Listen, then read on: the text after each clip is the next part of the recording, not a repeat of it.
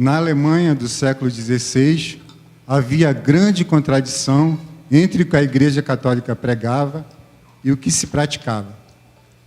Nos Principados, as dificuldades eram enormes. Os camponeses sentiam-se sobrecarregados de impostos.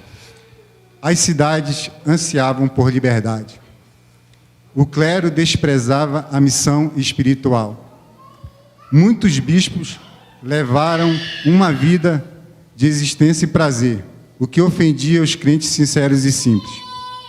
Tais abusos geraram o ambiente favorável à aceitação do novo credo sustentado por Martinho Lutero.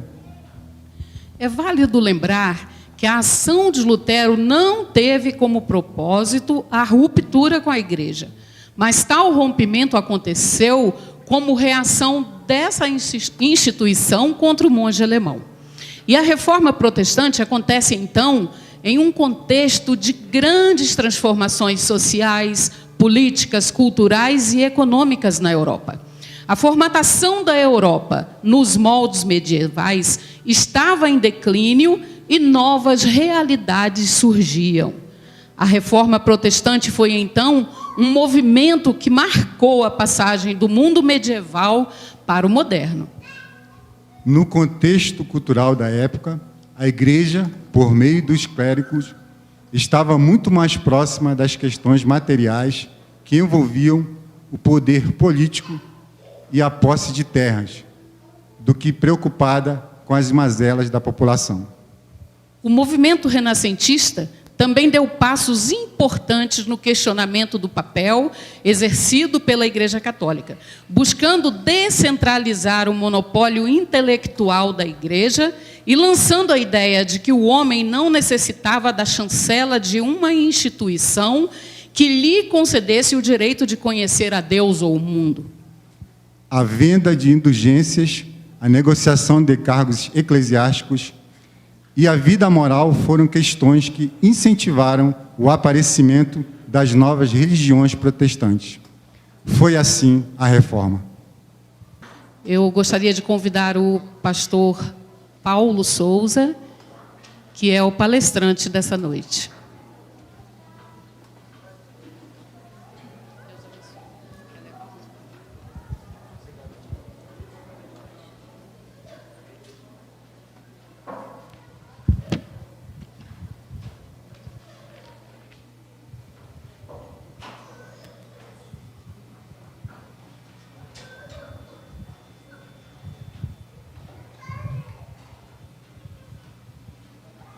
Boa noite, igreja. Graça e paz, meus irmãos, minhas irmãs. Graças a Deus, estamos aqui esta noite para falar de um tema tão relevante. Mas eu gostaria de poder orar juntamente com a igreja antes de darmos início a ministração da palavra. Oremos. Bondoso e eterno Deus, nós te damos graças, Senhor. Nós queremos te render graças por meio dos louvores, Senhor, entoados. Nós queremos te agradecer, Senhor, de todas as formas por podermos estar aqui e por meio do teu evangelho, com a ajuda do teu Espírito Santo, Senhor, aprendermos, Senhor, mais e mais de Ti, Senhor. Ajuda-nos, ó Pai, em o nome de Jesus Cristo. Amém. Vamos abrir a palavra de Deus no Evangelho de Lucas, no capítulo de número 3. Evangelho de Lucas, capítulo 3.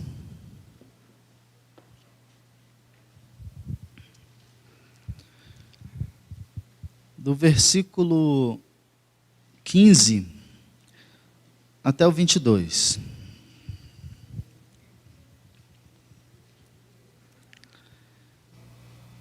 Está escrito assim, Lucas 3, do 15 ao 22, diz assim: Estando o povo na expectativa e discorrendo todos no seu íntimo a respeito de João, se não seria ele porventura o próprio Cristo, disse João a todos: eu na verdade vos batizo com água, mas vem o que é mais poderoso do que eu, do qual não sou digno de desatar-lhe as correias das sandálias. Ele vos batizará com o Espírito Santo e com fogo. A sua pá ele a tem na mão, para limpar completamente a sua eira e recolher o trigo no seu celeiro. Porém queimará a palha em fogo inextinguível. Assim, pois, com muitas outras exortações, anunciava o evangelho ao povo. Mas Herodes, o tetrarca, sendo repreendido por ele, por causa de Herodias, mulher de seu irmão, e por todas as maldades que o mesmo Herodes havia feito, acrescentou ainda sobre todas a de lançar João no cárcere. E aconteceu que, ao ser todo o povo batizado, também o foi Jesus. E estando ele a orar, o céu se abriu. E o Espírito Santo desceu sobre ele em forma corpórea como pomba. E ouviu-se uma voz do céu: Tu és o meu filho amado, em ti eu me comprazo. Amém, queridos? Meus irmãos, talvez alguém pergunte, mas por que falar acerca de identidade cristã no dia em que estamos comemorando 503 anos da Reforma Protestante? E é um bom questionamento, é uma boa pergunta que nos remete a lembrarmos que foi a Reforma Protestante que trouxe novamente o povo a um regresso às Escrituras. Existe um princípio da Reforma Protestante chamado ad fontes, ou seja, voltemos às Escrituras, porque neste princípio de uma volta, de um regresso às Escrituras, de um povo que havia esquecido os princípios bíblicos, os princípios ortodoxos da fé cristã, é neste regresso, é nesta volta às fontes, e quando digo fontes, quando os reformadores chamaram de fontes, eles estavam dizendo, estavam falando acerca das Escrituras. E neste regresso, os reformadores nos ensinam, por meio do Evangelho, quem é Deus, quem nós somos, quem é o próximo. É adentrando, é voltando, é regressando às Escrituras Sagradas, que nós conseguimos enxergar quem somos. Por isto, o tema identidade cristã, ou seja, um tema que está tão em voga, que nos atuais dias a gente chama também de selfie, ou seja, a todo momento a gente vê uma pessoa com um celular assim, com um smartphone, e alguém pergunta, o que aquela pessoa tanto faz com aquele telefone, apontando para si? Ela está fazendo exatamente uma foto de si. Ela está exatamente fotografando o eu dela. Porque há uma ânsia do ser humano por saber quem ele é, qual a sua identidade. E no meio cristão, é claro, não é diferente.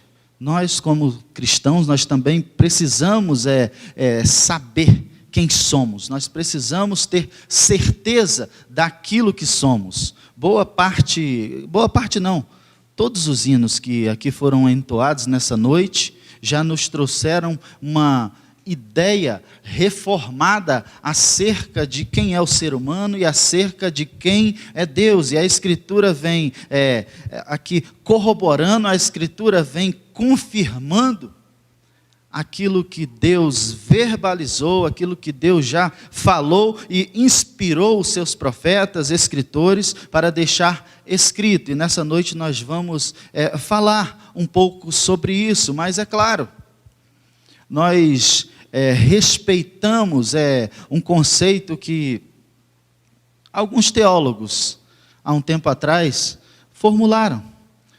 Um dos conceitos é o conceito da soberania de esfera, que Hermann Doiver e Abraham Kuyper desenvolveram tão bem.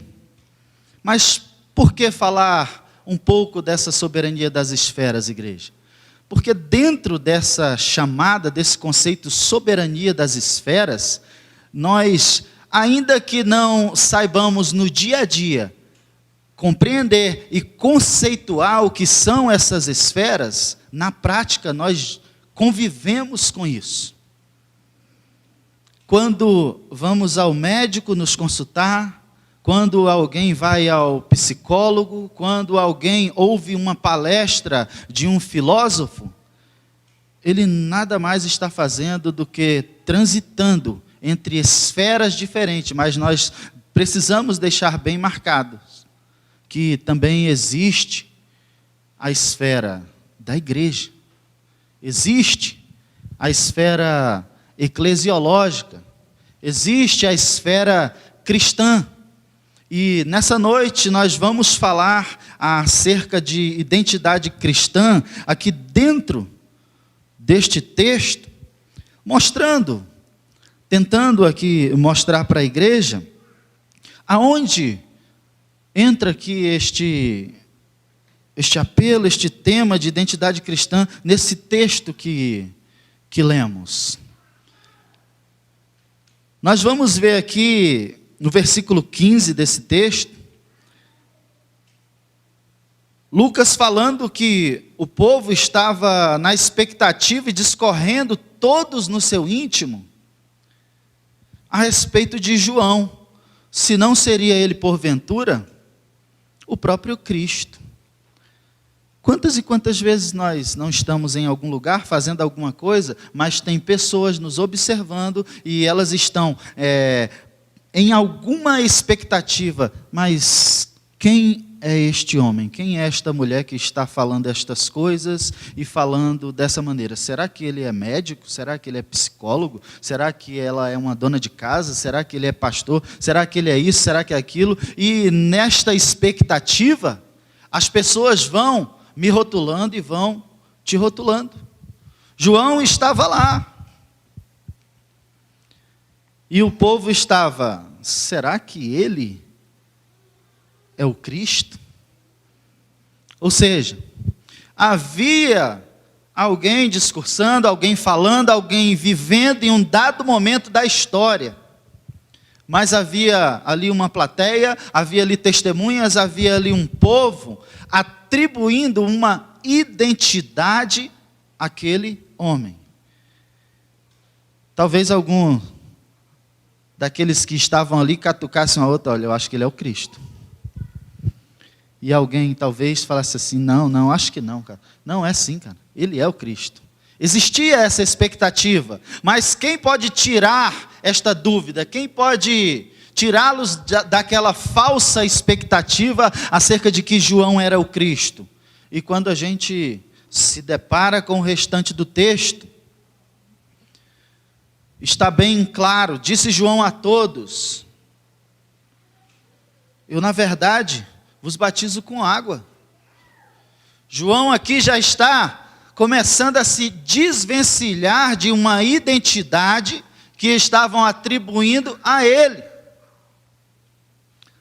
Só que ele não chega e não fala rispidamente, ele não fala diretamente assim, vocês estão enganados. Não. Ele fala assim, ele começa primeiro a se diminuir. Em outro texto, nós encontramos ele falando assim, olha, que eu diminua e ele cresça. Porque João, um homem regenerado, alcançado por Deus, consciente de sua identidade, consciente de quem era, ele graciosamente, e eu poderia até arriscar e dizer assim, e apologeticamente, de forma muito carinhosa, ele fala assim: eu na verdade vos batizo com água, mas vem o que é mais poderoso do que eu. Aí ele dá uma parada e como que dissesse assim, tem um detalhe. Se vocês pensam, para que não ficasse dúvida nenhuma acerca da identidade de João, ele fala assim, só para vocês terem uma ideia, vocês estão pensando que eu sou o Cristo, mas eu não sou digno sequer de desatar as correias da sandália de Cristo. Eu fico imaginando a reação daqueles espectadores, eu fico imaginando a reação daquelas pessoas que alimentaram uma expectativa acerca de que João era o próprio Cristo, o Messias, aquele que viria salvar o seu povo. Talvez uma expressão de derrota,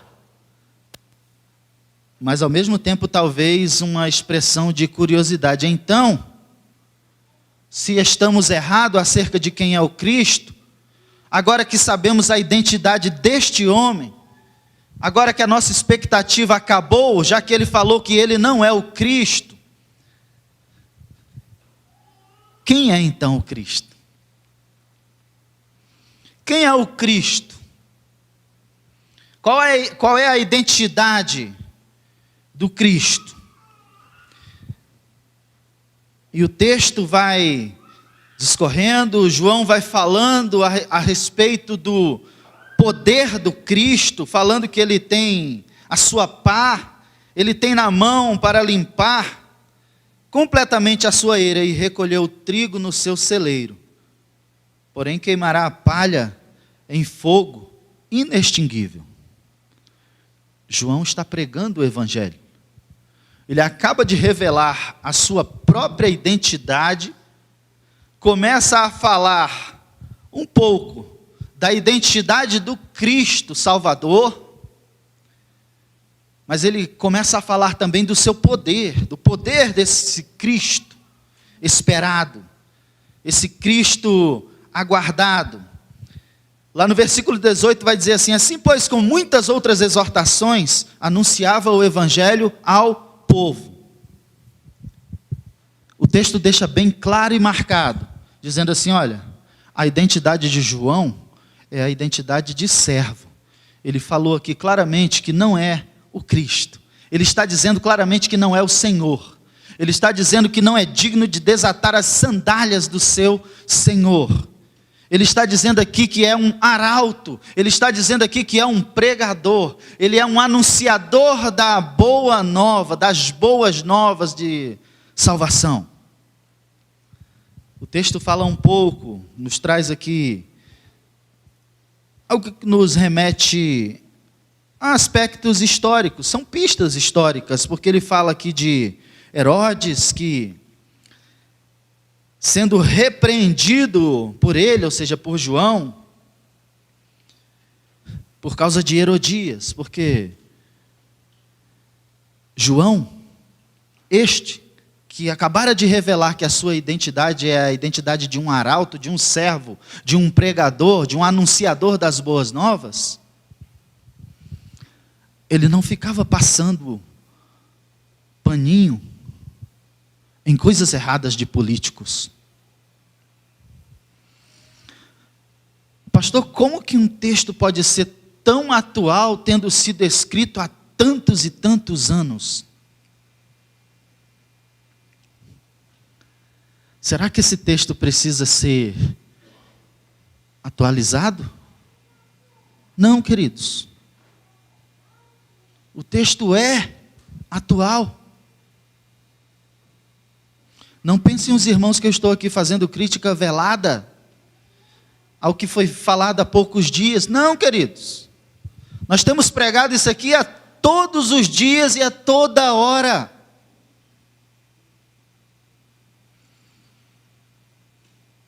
E não concordamos aqui com essa culturazinha medíocre, do cancelamento. Só porque falou alguma coisa, nem vejo mais, não quero saber mais. E o amor?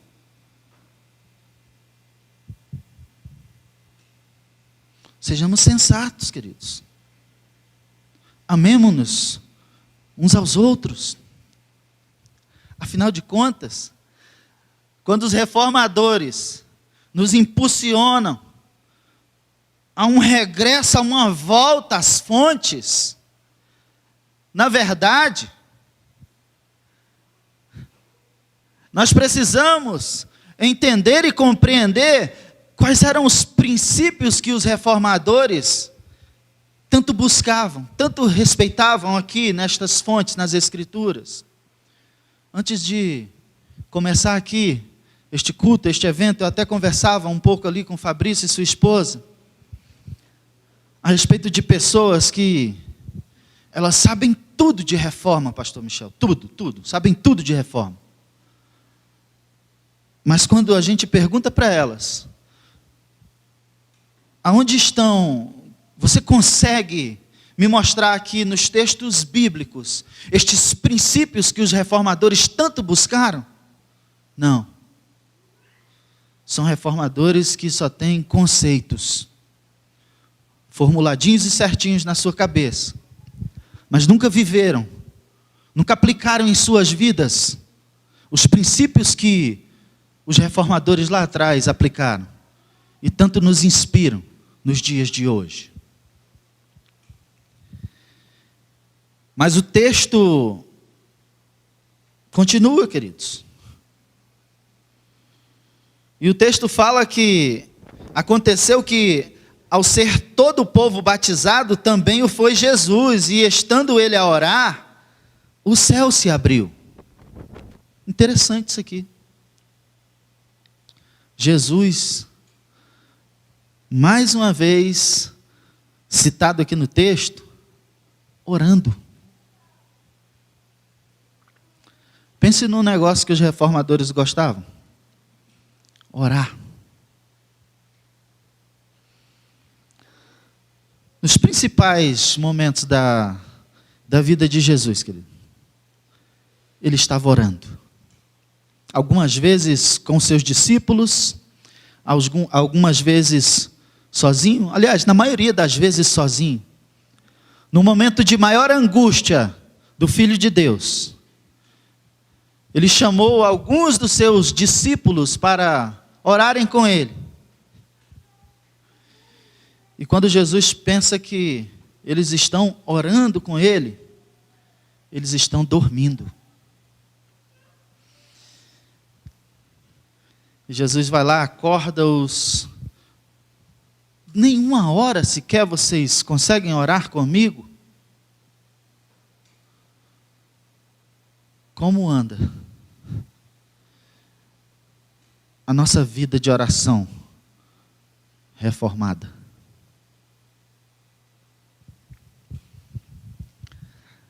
Será que estamos bem nesse quesito? E sabemos muito bem, queridos, que a nossa salvação não depende disso, de estarmos orando muito. Graças a Deus que não depende, porque se dependesse estávamos perdidos. Ainda bem que aprendemos com a Escritura e somos relembrados por meio da reforma que a salvação é somente pela graça mediante a fé em Cristo Jesus. E o texto continua falando que o Espírito Santo desceu sobre Cristo, sobre ele em forma corpórea como pomba, e ouviu-se uma voz do céu, e essa voz disse assim: Tu és o meu filho amado, em ti eu me comprazo. É algo muito direto, gente. Direto e público. A voz vem do céu e fala assim: Tu, Jesus, é meu filho amado. Eu tenho prazer em você. Quando a gente observa o texto, a gente traça aqui uma linha e começa a observar que o texto acima trata-se de um povo não regenerado, atribuindo uma identidade a um homem regenerado, mas era uma identidade que não era dele. Há um povo aqui que não reconhece a si, não reconhece o outro, não reconhece o Cristo, mas eles estão pensando, João é o Cristo.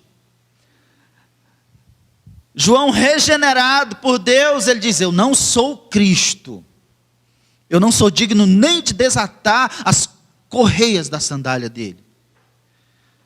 Daqui a pouco o povo é batizado, Jesus é batizado também.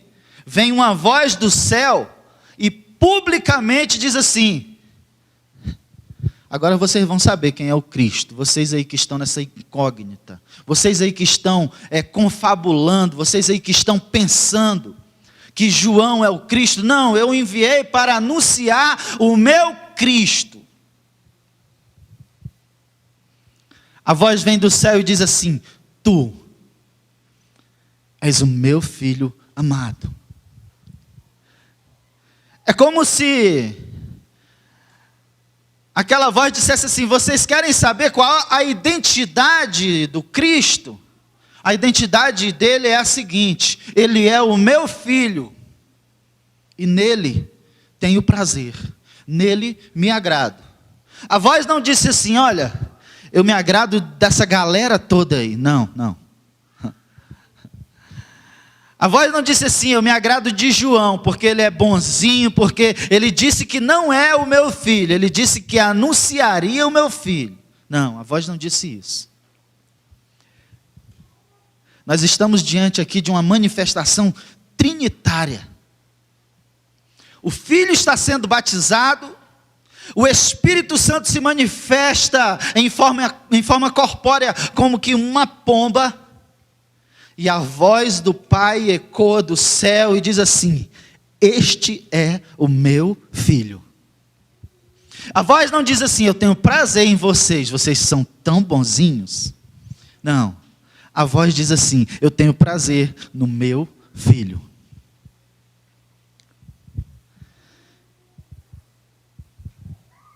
É este texto, queridos.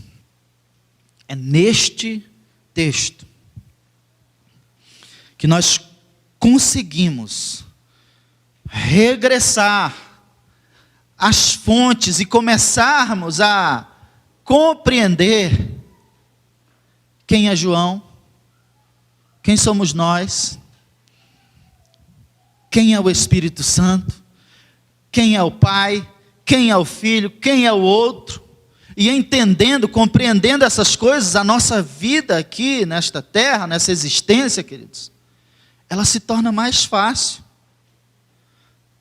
Porque se eu compreendo qual é a minha identidade, se eu entendo assim como João entendeu que eu não sou Deus, eu não olho para o meu irmão assim, ó. Quem é você, pequenino? E eu também não olho para o meu irmão assim, ó. Cara, tu é grandão. Será que tu é Deus?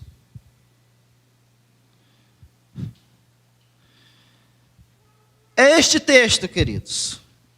E outros também. Há vários outros textos onde a gente consegue ver a identidade do homem sendo revelada, Deus se revelando, a identidade do Filho também sendo revelada pelo próprio Pai.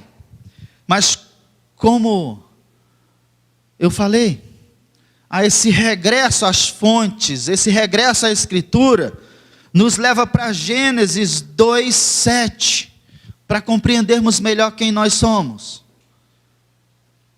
Somos homens e mulheres, formados do pó da terra. Deus poderia ter falado assim, haja homem, haja mulher, mas Ele não quis fazer isso. Ele quis nos formar do pó da terra. E Deus não pediu conselho a ninguém. Lendo um comentário de João Calvino, comentando acerca de Gênesis, Ele fala isso. Deus se aconselhou consigo mesmo. Façamos o homem, a nossa imagem e semelhança. Ou seja, o homem e a mulher, eles são a imago Dei, eles são a imagem e semelhança de Deus. Mas pastor, Deus é espírito. Como assim o homem e a mulher são a imagem e semelhança de Deus? Isso significa, queridos, que Deus nos fez e nos concedeu graciosamente alguns atributos que pertencem a Ele. Alguns atributos, algumas coisas. Mas este homem, feito à imagem e semelhança de Deus, ele cai. Ele peca. E nessa queda do homem, nesse pecado que a gente consegue ver lá em Gênesis 3:6, nós vamos observar que nós, homens e mulheres, nos tornamos como que caçadores de independência. Eu quero fazer o que eu quero, eu mando na minha vida, ninguém tem nada a ver comigo. Quem manda na minha vida sou eu, ninguém manda em mim. Nós nos tornamos assim na queda lá no Éden. Nós herdamos este pecado de Adão. E quando o homem cai, ele entra nessa crise de identidade.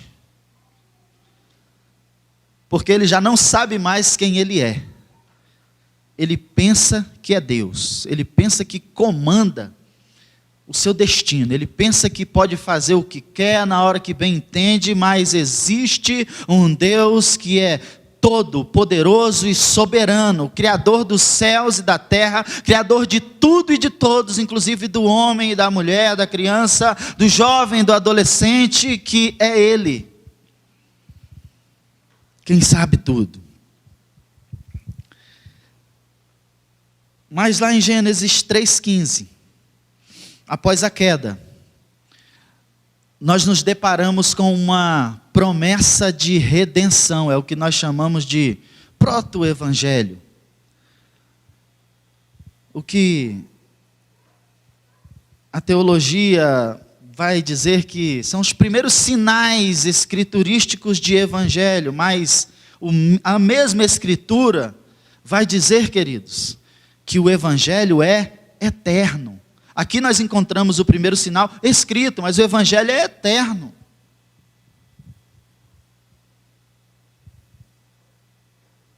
E nesta busca por autonomia, o homem entra nesta confusão, não sabendo mais quem ele é, quem é o outro, não sabendo mais quem é Deus. Ele vai vivendo. E o interessante é que, na continuação, queridos, do capítulo 3 aqui, a gente consegue enxergar, assim, uma certa audácia e orgulho do ser humano, porque no capítulo 3 todo, quando a gente começa a ver João pregando, João Batista, a gente vai ver multidão, publicano e soldados. Sempre que ouvem o evangelho, olha a pergunta deles: o que nós temos que fazer? João está pregando acerca do arrependimento, acerca da vinda de Cristo, e a pergunta que a multidão faz para João: o que eu tenho que fazer? É muita ousadia nossa, gente. Isso já aconteceu comigo, tá? Quando alguém me falava do evangelho, tá, mas o que eu tenho que fazer para ser salvo?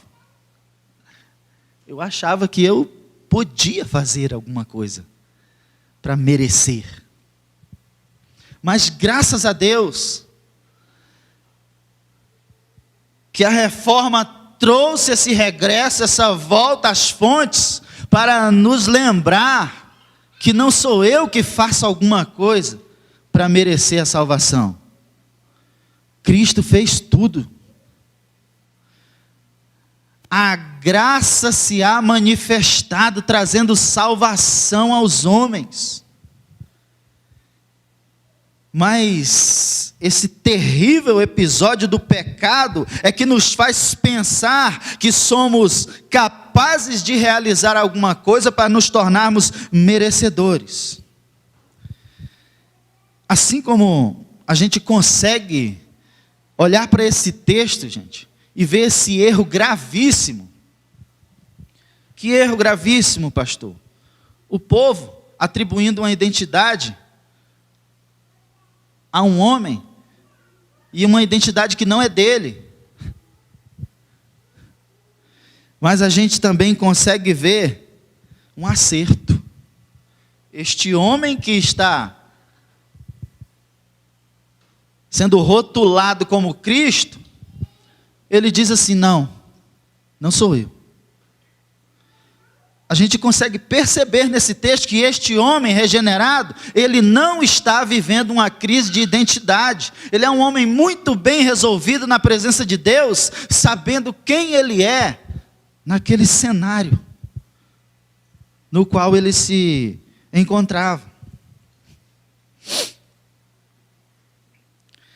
Mas a gente precisa se lembrar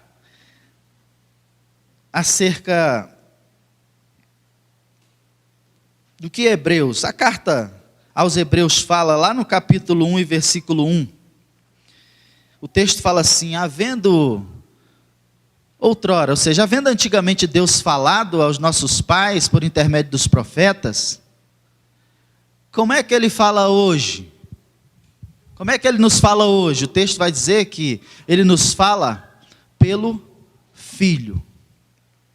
Da mesma forma que Deus criou o mundo falando, neste texto que acabamos de ler, Deus também revela a identidade do seu Filho falando.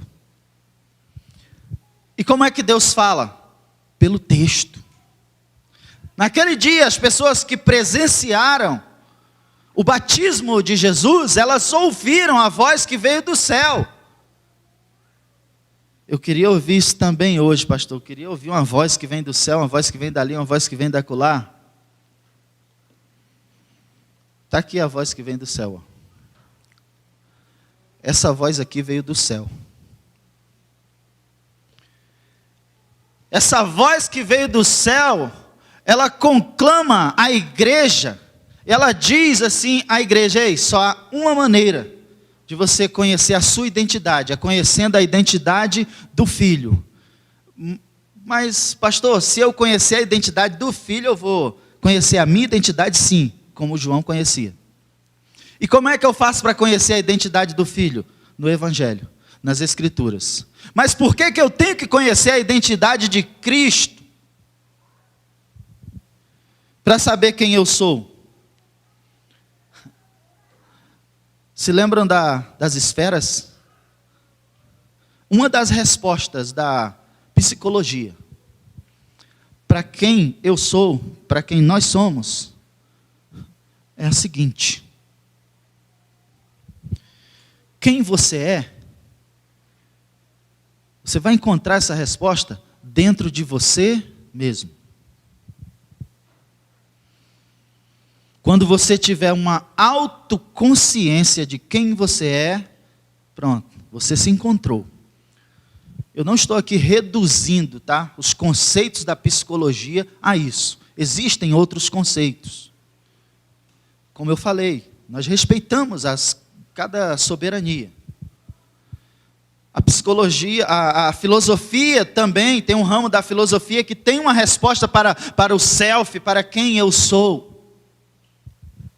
Platão tinha lá a sua filosofia.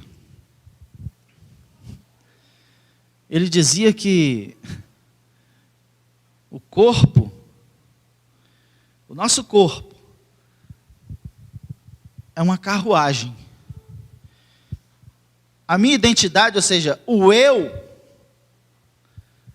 é como se fosse aquele homem que fica sentado na carruagem ali, conduzindo a carruagem. os nossos pensamentos seriam os cavalos que puxam essa carruagem. Resposta simples, né? Só que ainda tem o conceito da esfera da biologia. A biologia vai dizer: ei, você quer conhecer sua identidade? Aí eu digo assim: quero. Qual é a minha identidade? Olha, você vai ter que fazer alguns exames. Como assim? Porque quem você é, a resposta acerca de quem você é, ela é biológica, ela é neurológica, porque isso acontece, a sua formação, o seu eu, o seu self, são disposições neurais que acontecem aqui, ó, no seu córtex cerebral. São respostas a respeito da identidade do homem, a respeito de quem eu sou, a respeito de quem você é. Mas nós estamos aqui por uma resposta bíblica. Quem sou eu? Nós acabamos de ver que nós não somos criadores, nós somos criaturas. Se eu sou coisa criada, se eu sou criatura, se eu sou derivado, eu não encontro a resposta dentro de mim mesmo. Eu só posso encontrar a resposta acerca de quem eu sou no meu Criador. Eu não posso olhar para dentro de si mesmo e tentar encontrar quem eu sou.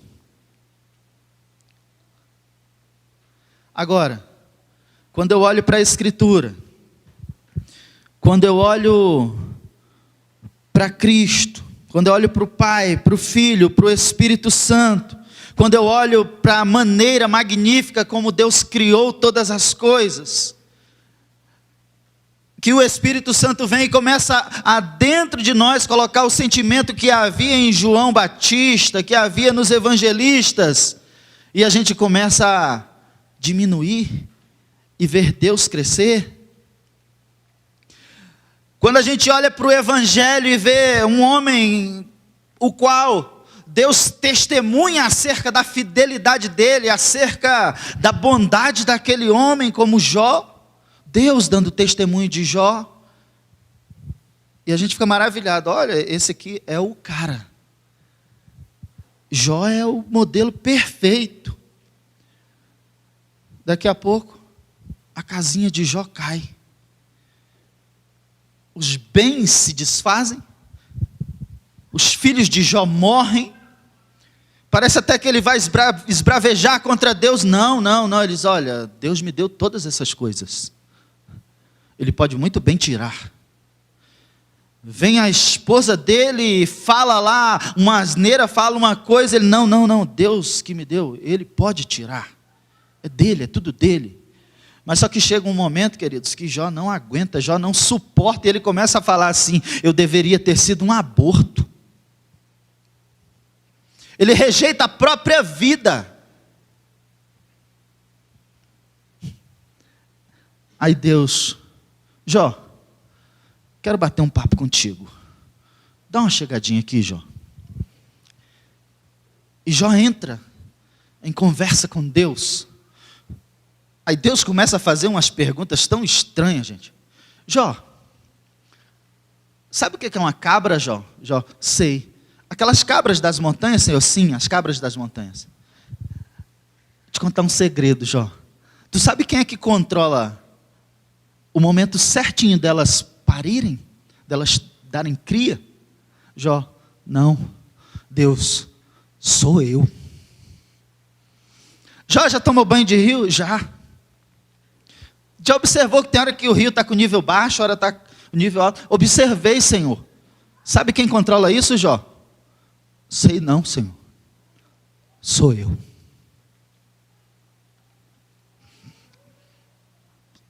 Com os meus ouvidos, eu ouvia. Mas, Senhor, agora eu vejo. Jó está aqui reconhecendo a grandeza de Deus, conhecendo a identidade de Deus. Deus está dizendo assim para Jó, em outras palavras: Jó, sabe qual é a minha identidade? Eu sou todo poderoso. Você é todo frágil, Jó. Mas você é meu filho. Queridos, nós vamos navegar na Bíblia para lá e para cá e vamos conseguir ver a nossa identidade, a identidade de Deus e a identidade do Filho em tudo quanto é texto. Mas nós temos aqui homens e mulheres dentro da igreja e talvez você, mulher, esteja se questionando há algum tempo e perguntando assim, mas e eu que sou mulher? Qual é a minha identidade? Quem eu sou nesse negócio aí todo? Porque, pastor, você falou a identidade do João, falou a identidade do filho, falou a identidade de fulano, mas a identidade da mulher. Quando a gente recorre ao Evangelho de João, lá no capítulo 4, a gente se depara com a cena de Jesus Cristo, chegando com os seus discípulos à beira de um poço, e chegando lá ele se encontra com uma mulher que é uma mulher samaritana, uma mulher que judeu não gostava nem de passar perto. Samaritanos eram detestados pelos judeus. Jesus humildemente chega, mulher, estou com sede, tem como você me arrumar um copo d'água? A mulher já toma um susto, porque não era natural o judeu falar com o samaritano. Como sendo tu judeu, fala comigo que sou samaritana. Você já consegue enxergar aí também uma mulher que sabia quem ela era. Eu sou samaritana, eu tenho uma identidade de samaritana. E ela sabia que Jesus também era judeu. E Jesus começa a conversar com aquela mulher e vai chegar ao ponto de revelar a sua própria identidade para aquela mulher. Porque durante aquela conversa, papo vai, papo vem, eles começam a falar acerca de adoração. Olha, nossos pais dizem que tem que adorar aqui, vocês judeus dizem que tem que adorar lá no monte, lá em Jerusalém. Jesus olha para aquela mulher e diz assim, olha, vai chegar um momento que não vai ser nem aqui nem lá. Os verdadeiros adoradores adorarão o Pai em espírito e em verdade. Aí a mulher olha para Jesus e diz assim, eu sei que quando ele vier, quando o Messias vier, ele vai nos anunciar tudo. Olha o que a mulher disse. Quando ele vier, ele vai nos anunciar tudo. O filho vai se revelar para ela. O filho, no estalo, diz assim, ei, eu sou o Cristo. Eu que estou falando contigo, eu sou o Messias. Queridos, nós estamos vivendo dias em que pessoas estão sofrendo, vivendo em crises de identidade, porque elas ficam falando assim, ai, eu não sou nada, ai, eu não sou isso, eu queria ser aquilo. Nós muitas vezes já pressionamos até os filhos, e começamos a falar para eles, o que você vai ser quando você crescer? Como se o filho não fosse nada, e ele já é alguma coisa. Eu vou ser isso, eu vou ser aquilo. A criança já vai começando a crescer e vivendo, achando que tem que ser o que o pai quer que ela seja, o que a mãe quer que ela seja, mas só que ela também tem um sonho, ela tem um desejo, ela também quer ser alguma coisa. Tá. E o que Cristo, o que Deus, o que o Espírito Santo quer que ela seja, fica onde? Porque essa é a identidade cristã.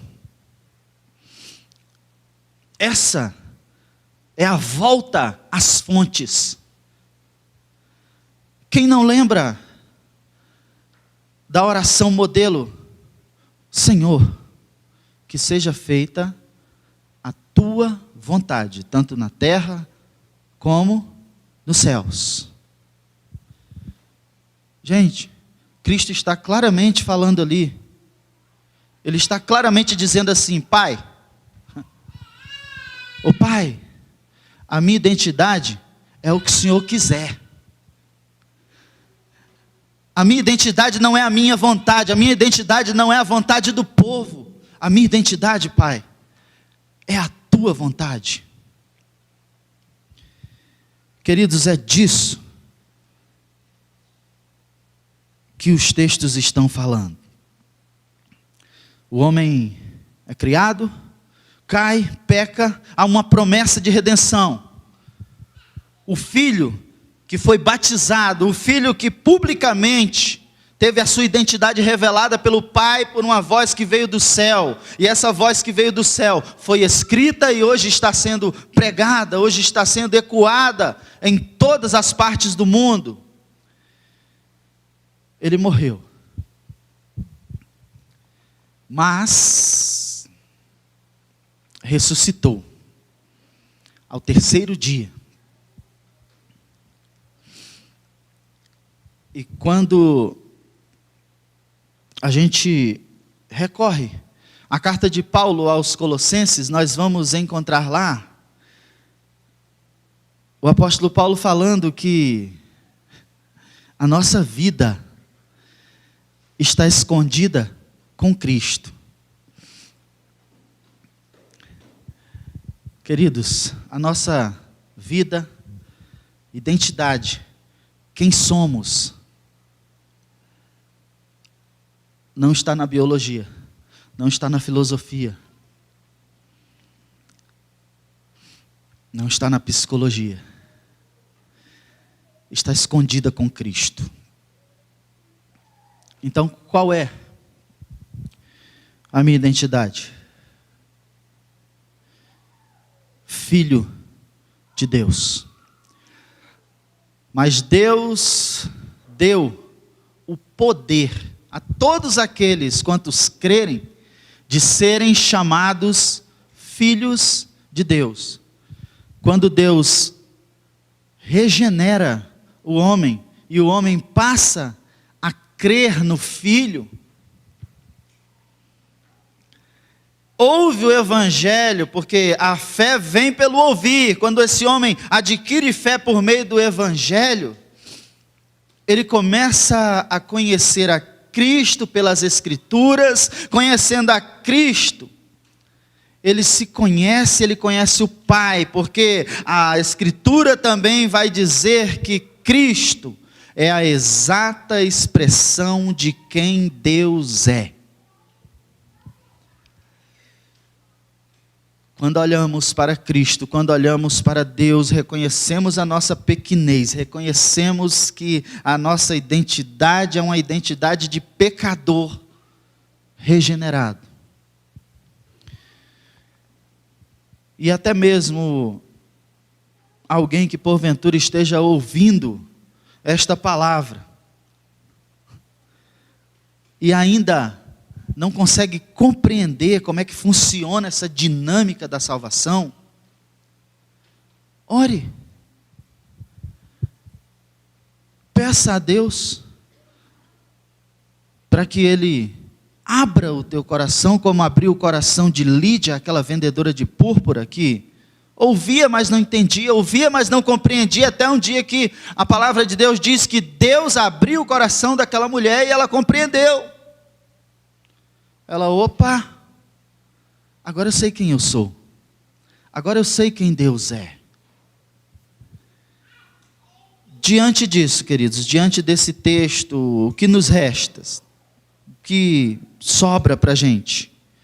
Exercer essa identidade glorificando a Deus. Viver conforme quem você e eu somos. Não tentar ser quem os outros querem que nós sejamos, não tentarmos ser nós mesmos, mas confiarmos em Deus, para que Ele nos torne quem Ele quer que sejamos. Ou seja, ser quem Deus quer que você seja, meu irmão. Que o Espírito Santo de Deus nos ajude, queridos, a compreendermos esta palavra e não somente compreender, mas também aplicar às nossas vidas. Que não saiamos daqui hoje, nessa noite, dando a carteirada errada. Vocês já viram a autoridade dando carteirada? Você sabe com quem você está falando, não é assim? autoridade soberba. Sabe com quem você está falando? Sabe como é que é a nossa carteirada, querido? Você sabe com quem você está falando? Com um pobre pecador, regenerado, miserável, pobre, cego, nu. Mas a minha identidade está escondida com Cristo em Deus. Amém? Que Deus nos abençoe e nos ajude. Em nome de Jesus. Irmãos, vamos ficar em pé em homenagem a esse dia especial. Nós vamos cantar o hino símbolo da Reforma Protestante, o hino Castelo Forte. Ok?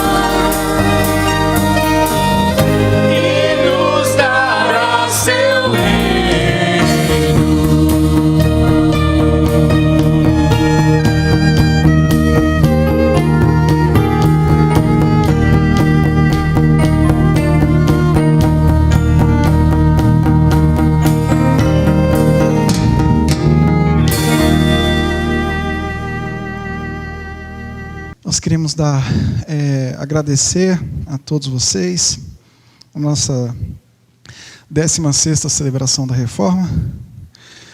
nós começamos a celebrar essa data a partir do 3º ano de existência da igreja.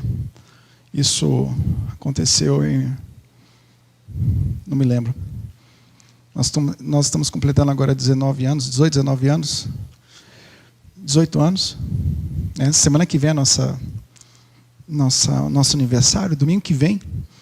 Então, nós começamos a celebrar, e eu lembro que a gente fazia sempre estudos dos 5 solas, e celebrávamos todo ano a questão da reforma protestante, e que o Senhor seja glorificado sempre. Queríamos agradecer alguns alunos que estão aqui hoje, da FTRB, né? Alguns que já vão formar agora, né, em dezembro, e outros que estão em curso ainda. Que Deus abençoe vocês. Eu queria agradecer a membresia da igreja, a semear, enfim, todo o contexto, os músicos convidados, os músicos daqui. Que Deus nos dê graça, nos abençoe, para seguirmos na pregação do Evangelho de Jesus Cristo. Vamos ficar de pé. Para domingo que vem, então, a nossa celebração. A igreja vai completar 18 anos e eu vou completar 19 anos. O pastorado.